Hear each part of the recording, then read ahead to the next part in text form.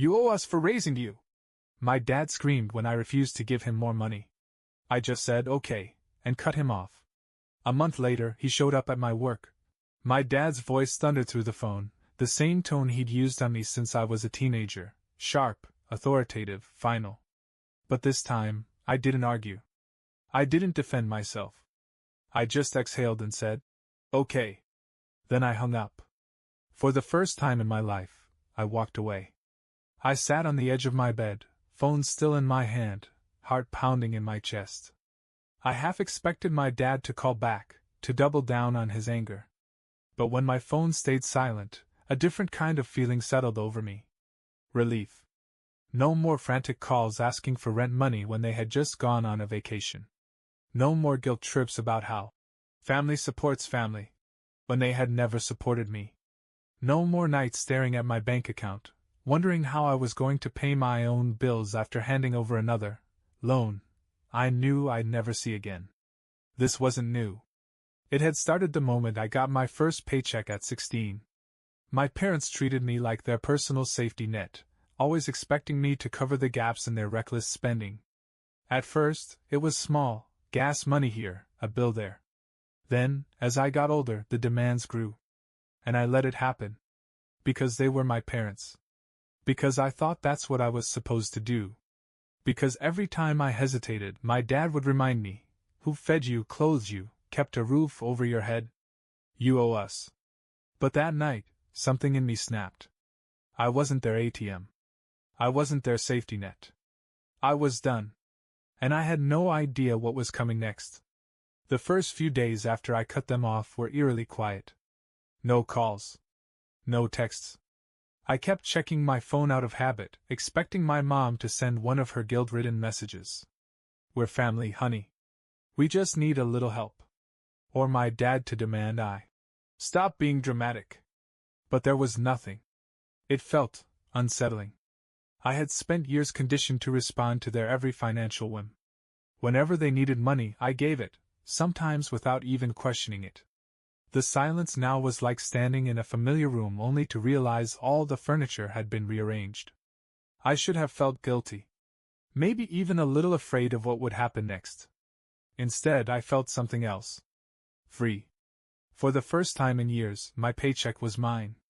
I didn't have to mentally subtract a portion of it before I even got paid, knowing it would go straight to them. I paid my bills on time. I bought myself groceries without calculating if I could afford to send them a few hundred extra. Just this once. I even went out for dinner, something I hadn't done in months. The weight on my shoulders had always been there. I just never realized how heavy it was until it was gone. But peace never lasts long when you're dealing with people like my parents. And a month later, my father proved that. In the worst way possible. I was halfway through my shift when I heard my name. Where is he? The voice was unmistakable, sharp, commanding, and laced with barely contained anger. My stomach dropped. I turned from my desk just in time to see my father storming into my workplace, his face red with fury. Behind him, the receptionist hurried to catch up, looking flustered. Sir, you can't just barge in here. I need to speak to my son. My dad snapped, his eyes locking onto me. My coworkers, people who had no idea about my family drama, stopped what they were doing to stare. Conversations died. Phones remained unanswered. It was as if the entire office had frozen, watching the scene unfold. I stood up slowly, forcing myself to remain calm. Dad, you can't be here, I said evenly. His lip curled. Oh, I can't come talk to my own son when he's ruining his family? I clenched my jaw. Lower your voice. That only made him louder. You think you're a big man now, huh? You cut us off and suddenly you don't owe us anything? After all we've done for you? He stepped closer, pointing a finger at my chest. You think you're better than us? I could feel every pair of eyes in the office on me. My boss was in his office across the room, watching with a carefully blank expression. I took a deep breath, willing myself to stay composed. I'm at work, Dad. You need to leave. His expression twisted with disbelief, as if he couldn't comprehend that I wasn't backing down. You ungrateful little. Sir? A new voice cut in. Security.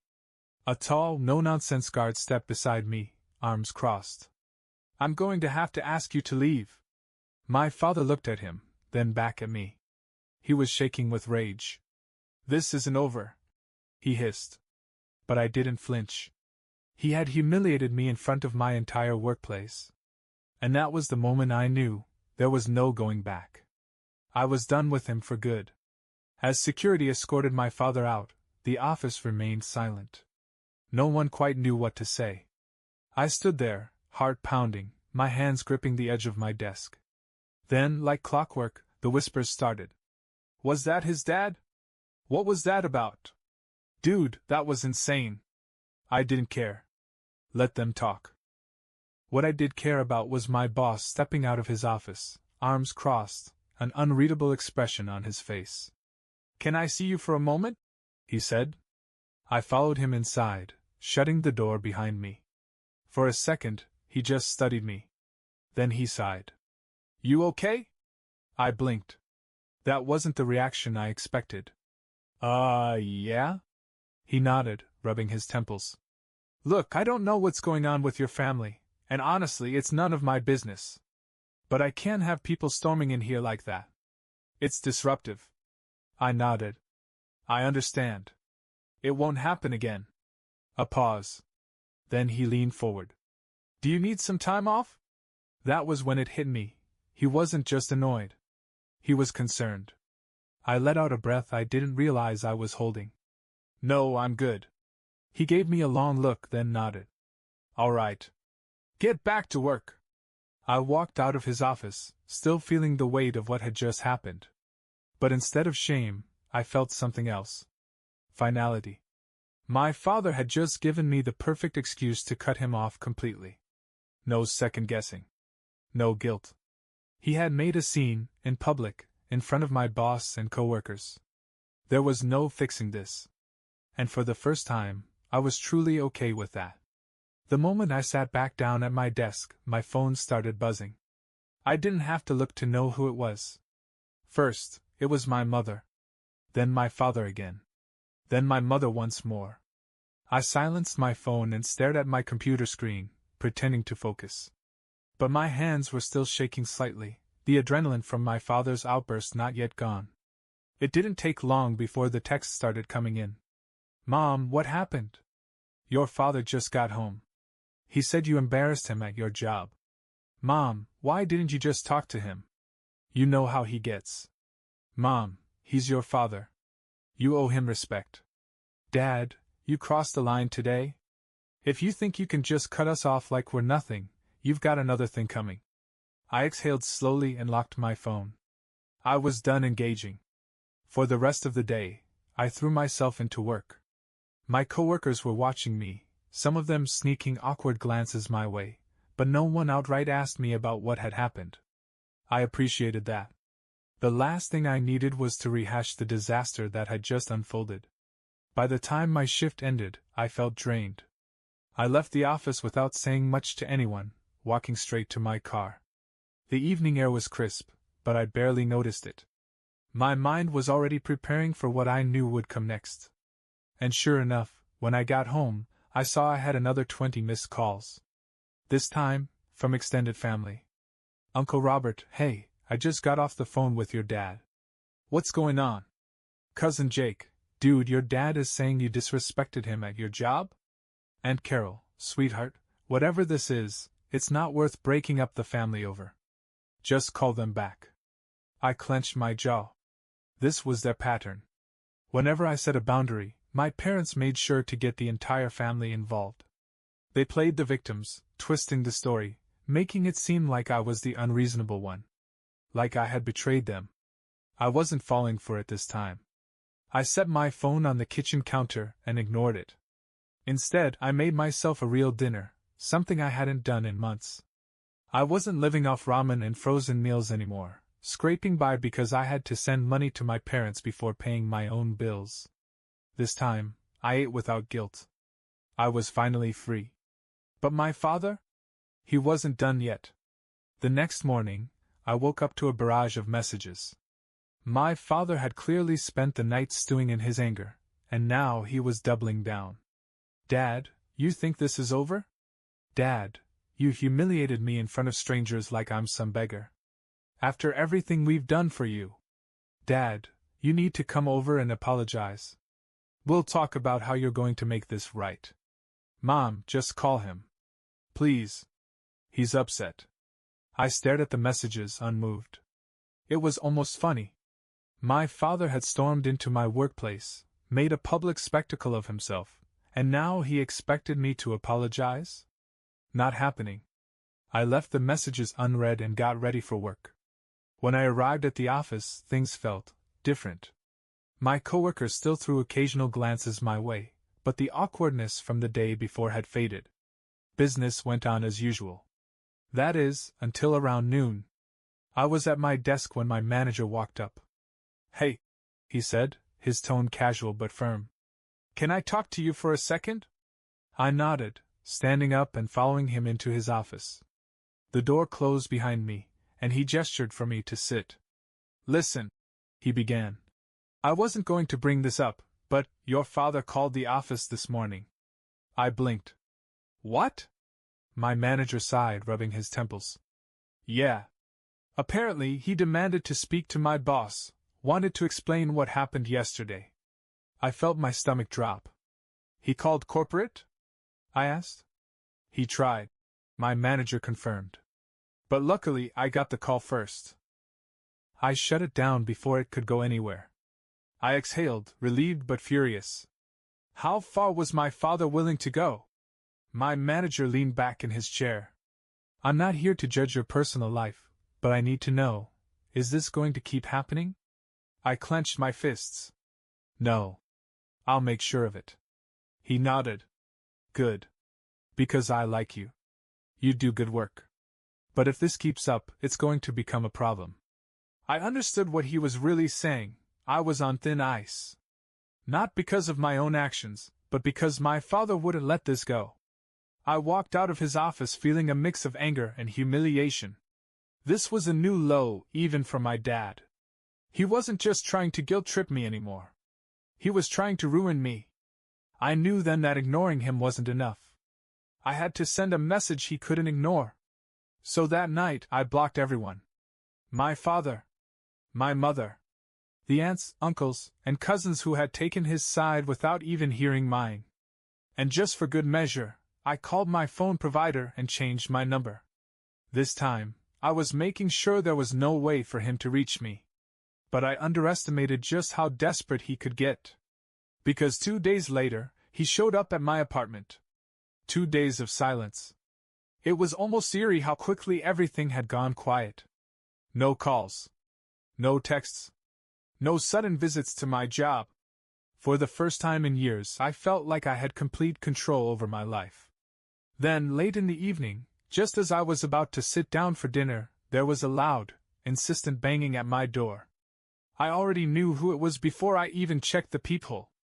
My father. I sighed, debating whether to ignore it. But something told me he wouldn't leave quietly. When I opened the door, he was standing there, arms crossed, face twisted with frustration. He looked like a man who had spent 2 days stewing in his own anger, waiting for the moment he could unleash it.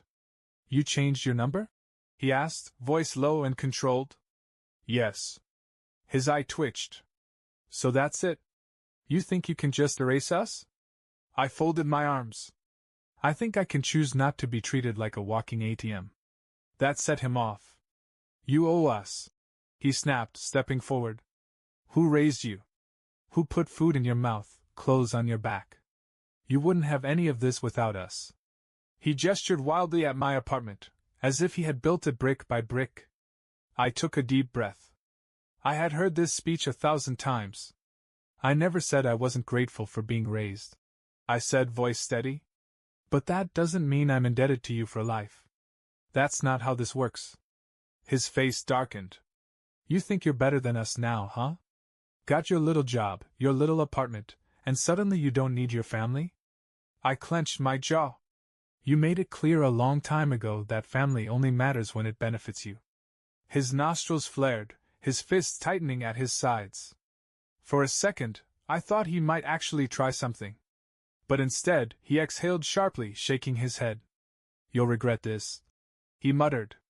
"One day, when you're all alone, when you need help, you'll remember this moment. And you'll realize how selfish you were." I met his gaze, unwavering. "No, Dad. One day, when you really need help, you'll realize how selfish you were." His expression flickered, just for a second. Like he had actually felt the weight of those words. But then, just as quickly, the anger returned. "Don't bother crawling back when life humbles you." He spat before turning on his heel and storming off. I watched him go, waiting for the usual pang of guilt to hit me. But this time? It never came. I closed the door and locked it. And for the first time, I knew, really knew, that I was finally free. After my father left, I expected some kind of fallout.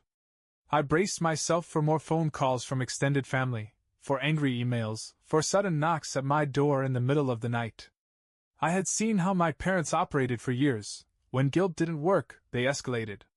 When that didn't work, they played the victim. But this time? Nothing. A week passed. Then 2. Then a full month. It was like they had finally realized I wasn't playing their game anymore. At first, it felt weird. I had spent my entire adult life tied to them, weighed down by their demands, shaping my financial decisions around their constant emergencies. Now my money was mine. My time was mine. I paid my rent without worrying if they needed a little extra. That month, I bought myself things I had put off for years: a new laptop, better clothes, even a gym membership. Not extravagant, but things that made my life better. I even started saving for the future. For my future. For the first time, I wasn't just surviving. I was living. Then, out of nowhere, I got a message from my cousin, Rachel. "Rachel, hey, I know things are bad with your parents, but I thought you should know." She sent a screenshot. It was a Facebook post from my mother. A long, dramatic paragraph about how some people forget where they came from. About how families should stick together. And how certain ungrateful children throw away the people who raised them the moment they don't benefit from them anymore. At the bottom, dozens of comments from relatives chiming in. "So sorry you're dealing with this, sis. He'll come back when he realizes he needs you. You did your best raising him, but some kids just don't appreciate anything." I stared at the screen, feeling nothing. A few months ago, this would have destroyed me. I would have felt guilty, desperate to explain my side, desperate to make them understand why I had to cut them off. But now, I just sighed and put my phone down. This was their final attempt at control, a last-ditch effort to rewrite the story so that they were the victims and I was the villain. Let them have it. I didn't need their approval anymore.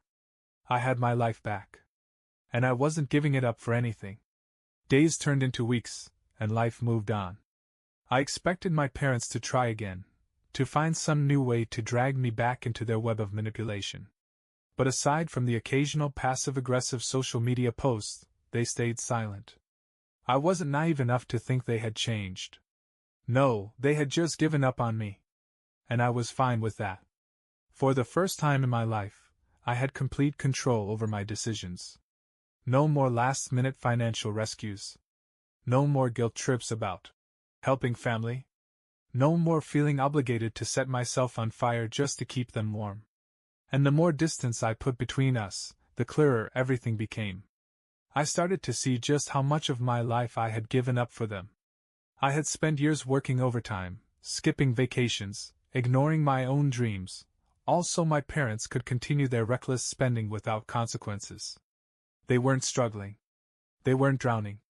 They had been using me as a safety net so they could live comfortably without effort. The realization made me sick. But it also strengthened my resolve. I wouldn't just be free from them. I would make sure I never became them. So I started making changes.